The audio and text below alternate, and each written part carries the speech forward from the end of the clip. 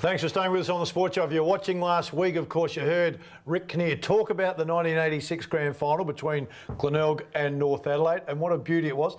Really, the first time you'd watched it was 20 years later. 30 years later. 30 years later. 30 years later. So you hadn't watched it since then. So Jack and I sat down and watched it, and we were amazed how rough and tough the game was back then. But that was a normal game back in the 80s. Yeah, and you know, if you go through and this is off the top of my head, so I might miss a few, but there's, you know, Mick Redden, Darren and Andrew Jarman were at their best at that time. Yep. Stephen Sims always liked it, you know, pretty rough and tough. Craig Burton, the former Crows runner, was there, and Roger Carlaw, and, you know, you can name, and then for Glenelg, Carey, McDermott, Peter Carey, of course, you know, Marshall, and these sorts of guys. Yeah, they were unbelievable time. Can you tell us about Pete Carey, without getting him into any trouble? He always looks like a gentleman off the field, and he always looked like he was never going to quite get there, but always got there, and almost mesmerised people by the fact that he appeared slow, but always had the footy and could always... He was a great, outstanding player. Outstanding player. To umpire? Oh, fantastic bloke. Yep. And once again, if he wasn't happy, he'd let you know. Yep. And he was probably right. If we didn't get one right, he'd go crook at you. Yeah. So there was never an issue with that. You had lots of players who'd go crook for the sake of it, but Peter was pretty good. But he had that ability, as a lot of players, to know where the ball... Absolutely. Read the play great. Read the play beautifully. Yeah. And those guys... It's just a gift, isn't it? Yeah. You cannot learn that. You have to just have it in you to know where the ball... He was one of them. On the court. I know, I used to annoy me. Hey, Rick, you've touched on a couple of the big names. I mean, Carey being one of those. You mentioned Russell Ebert last week. I mean, we have to talk about Barry Robin. You saw him at his best. I missed out on umpiring. He just done his knee. Just done his knee, and he came back in the reserves. Yep. And I missed umpiring Barry, but him and Russell were the two best players that I saw play. They were just brilliant. Gary McIntosh, probably the hardest, toughest. And loved umpiring Gary. Yep. He was just hard at it the whole time. And a great bloke too, just have a chat to. Yep. Fantastic bloke. Well, there were a couple of guys that were just funny. No matter what, they were always funny. Who would come to mind if I said who was the funniest? It's hard to... Just quick-witted, you know. Yeah, there was lots of them like that, and Jack Hilton was always... He was very quick with the comeback. Yeah. But no, I think you had to be well equipped as an umpire and a player to be ready for it, because it was part of... And you know what? That was part of the fun of the game, you know, and we spoke about this last week.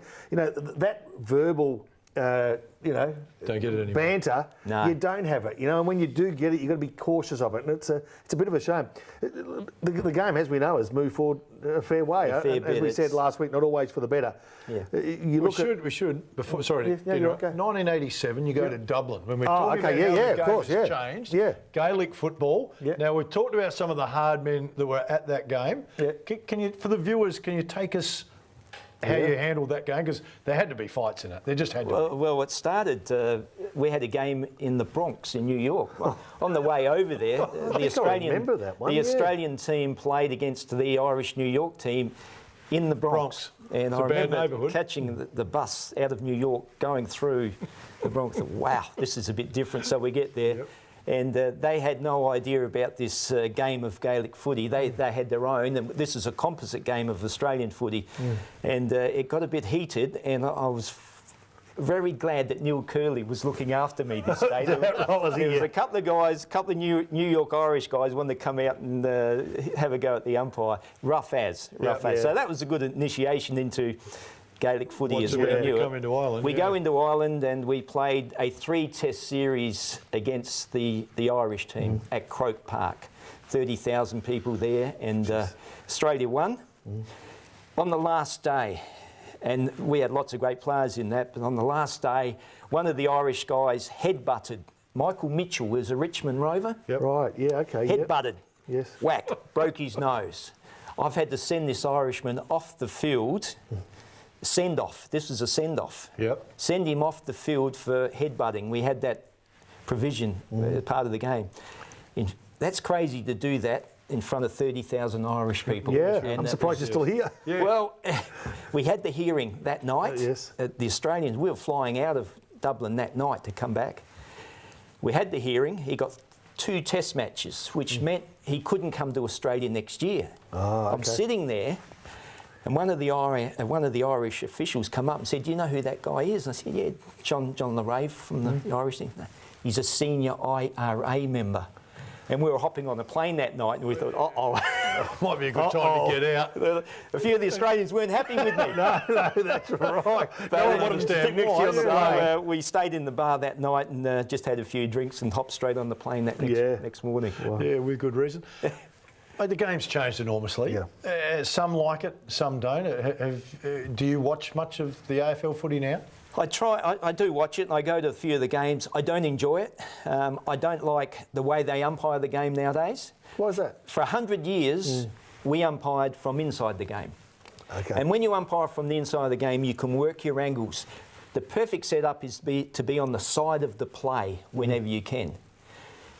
And if there's a contested mark, for you to be on that side to see that contested mark. Now they give free kicks and marks, and they're standing outside the boundary line. Yeah. They are not able to run into the right position, and there's 4 of them on the week. It's actually funny you say that, Rick, because the amount of times you see the umpire 50, 75 metres from the play actually rewarding a free kick because the umpire 10, 15 metres actually can't pick it up. He wasn't in the right position. Perfect. Yeah, okay, yeah. He was not in the right position.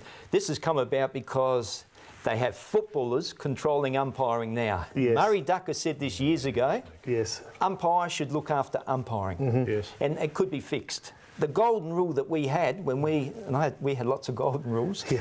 One of the golden rules, encourage the player to go and get the ball and you protect him. Yeah. Now they don't do that. That guy that's on the bottom of the pack, there's one on the head, shoulder and the back before the holding the ball. Yes. We don't look after the ball player well enough. That's a good point. So that's where it's changed. The umpires aren't close enough to the game. How often do you see the umpire waving play on and the guy who's kicking and the guy standing the mark can't hear him? Yeah, well, that happens quite regularly, actually. It happens all the time. Yeah. So they need to get closer so there's a better understanding to call play on. There's been a lot of talk about the bounce being taken out. I mean, I love the bounce. Grand final day for me, be it here in Adelaide, be it in Melbourne, a grand final, siren, the bounce, the whole thing is just moving for me. Would you hate to see it taken out of the game? I'd hate to see it go because it's certainly an art, and over the years we used to spend a lot of time bouncing to get it right. It's a bit like full forwards. Why do they miss from 30 metres out? They spend time. We used to try and perfect the bounce, and sometimes it just doesn't work. Yeah. I think the game has sped up. You've only got 6 in the centre circle now. You need to start with an even contest. Yeah. I think it's time For the throw. The game has moved on. When you had as many people in the middle there, it didn't matter. But, now but you know what? I'd be willing to give that concession, but I'd still like to see the game start with a bounce. Yeah, and then after that, so at least, because I think there are some. And half time? Or just the start? Or maybe. Maybe each quarter started with a bounce. Yeah. But see, as soon as it's a bad bounce, they throw it anyway, don't they?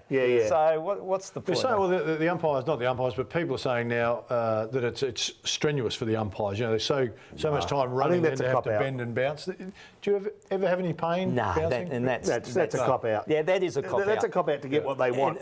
There's 3 of them out there. And they rotate around with the... And they don't bounce that often. No, that's a cop-out. If you practice that, the muscles, etc., you get used to bouncing. That's so if you hit one badly out on the Grange course, is that from the bouncing days? He doesn't hit any badly. Hit one bad one. No, bad one. Just the one. I was thinking just the one over 18 holes. The odd one. Yeah, the odd one. How are you finding the golf at the minute? Nice and relaxing and beautiful club. Love it. And we're very lucky at the Grange. We've got 2 championship courses. We've just had the Women's Open, not last year, the year before. But it's about to be signed off that we get it again in 19. So we'll be back at the Grange. It's been outstanding. So we're really enjoying it. Membership is good at the moment. We're one of the clubs that there's a lot of members joining up at the moment. I heard there was a bloke from Onkaparinga who joined. He didn't come down the Grange. He should have. That's right. Yes, he didn't either. Mate, Captain, how long have you been captain of the Grange? I'm in my 4th year. I've only got 3 months to go, and then I can just relax and enjoy more golf. Is that it? 4 years and then 4 years. I signed on for 2 extra years. Normally the captains only go for 2 years, but I was enjoying it so much. Why not? Good on you. It's been good fun. It's been enjoying the golf club at the moment. It's really good. Last question before we let you go. When you go and watch the footy, do you watch the footy or do you watch the umpires? Which one draws you in? That's my problem. I go and watch the umpires. Really? I go and watch the umpires and I say, nah, he should not have been there. He should have been over there. So I can't really enjoy it because these umpires today, they just... get me upset in where they're running. Their positioning is terrible. Welcome to our side. Rick Kinnear, an absolute legend, was our guest. Stay with us. Still more to come on the show.